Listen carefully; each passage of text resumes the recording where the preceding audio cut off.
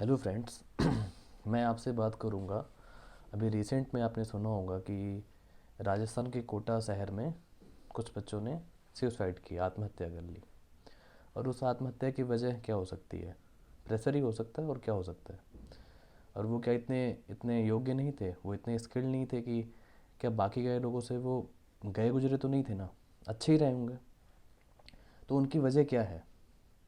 Simple. जो वहाँ पे कोचिंग इंस्टीट्यूट्स हैं, उनका डेली का क्या है, 14 आवर्स की क्लासेस होती हैं उनकी।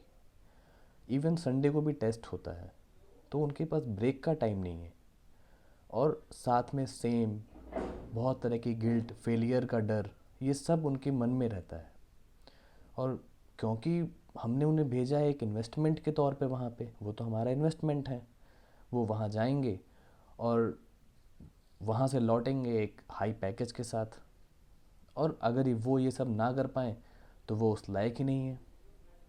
बल्कि सच सच ये नहीं है। हमें ये समझना होगा कि डाइवर्सिटी इज़ नेचुरल। हर हर बच्चा एक पैरेट बनने के लिए नहीं पैदा हुआ है। और हम पैरेट बना रहे हैं उसे। और पैरेट भी किस पे बना रहे हैं? कुछ कुछ प्रॉब्लम्स पूछ के, कुछ क्वेश्चंस पूछ के। मैंने देखा है कि बहुत सारे बच्चों के 1-2 नंबर कम हैं, और वो हज़ारों ऐसे बच्चे हैं लोग जो बाहर हो जा रहे हैं एक नंबर से, हज़ारों रैंक इधर उधर हो जा रही है। तो क्या वो लोग जो बाहर हो रहे हैं, क्या क्या वो साइंस या इंजीनियरिंग नहीं करना चाह रहे हैं, या वो इंटरेस्टेड नहीं है? क्यों क्यों क्यों ऐसा क्यों हो रहा है? या फिर जो लोग आईआईटी में एडमिशन ले रहे हैं, क्या वो आगे चल के एक अच्छे इंजीनियर बन जा रहे हैं, या वो फिर बाद में इंजीनियरिंग छोड़ दे रहे हैं? तो हम पाएंगे कि ज़्यादातर लोगों ने इंजीनियरिंग छोड़ दी।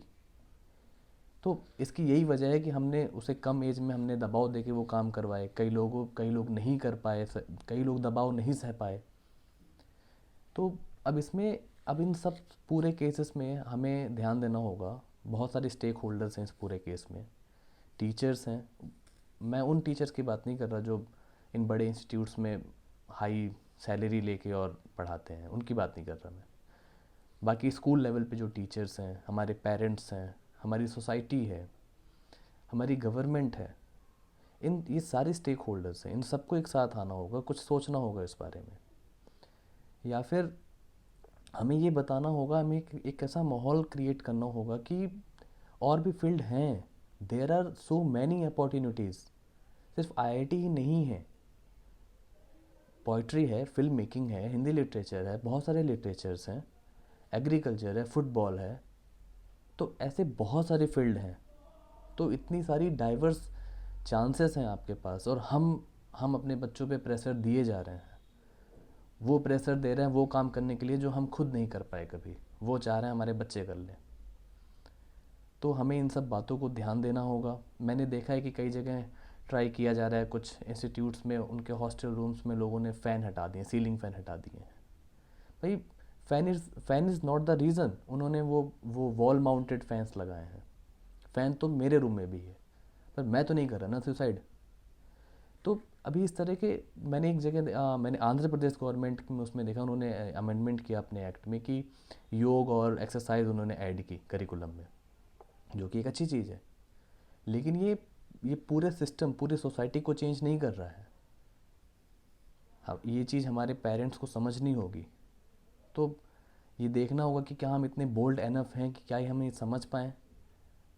तो ये हमारी टीनेजर्स की प्रॉब्लम्स हैं, उनके अंदर बहुत सारी कैपेबिलिटीज़ हैं। तो वो शायद एक अच्छा फिल्म मेकर बन जाए, वो शायद हो सकता हो एक अच्छा आर्टिस्ट बन जाए, या वो शायद आईएएस ऑफिसर बनना चाहता हो। पर हमें उनकी इस टैलेंट को पहचानना होगा और उसी फील्ड में भेजना होगा जिधर वो जाना चाहते हैं। तो अभी हमारा करिकुलम अभी तो बहुत ही पुराना था, पर अभी जो नेशनल एजुकेशन पॉलिसी आई है उसमें कुछ फ्लेक्सिबिलिटी है, जिससे शायद बच्चों पे थोड़ा प्रेशर कम होगा। लेकिन अभी उसे रियलाइज़ होने में टाइम लगेगा, इट विल टेक टाइम। लेकिन तब तक हम ऐसे बैठ नहीं सकते। हमें कुछ नया करना होगा, और हमें पूरी सोसाइटी को आगे होना पड़ेगा। हमें अपने इलेक्शंस में एजुकेशन और लाइवलीहुड जैसे जो हमारे रियल इश्यूज़ हैं उसे उठाना पड़ेगा, ना कि कास्ट एंड रिलीजन। हमारे रियल इश्यूज़ क्या हैं? हमें ये पहचानना होगा। तो अगर हम इन सब पे ध्यान देंगे तो हमारे बच्चे जो कि बहुत कुछ अच्छा कर सकते हैं, हमारे अंदर एक कैपेबिलिटी है हमारे बच्चों में, उनके अंदर स्किल्स हैं, वो हम बर्बाद होने से बचा सकते हैं। Thank you.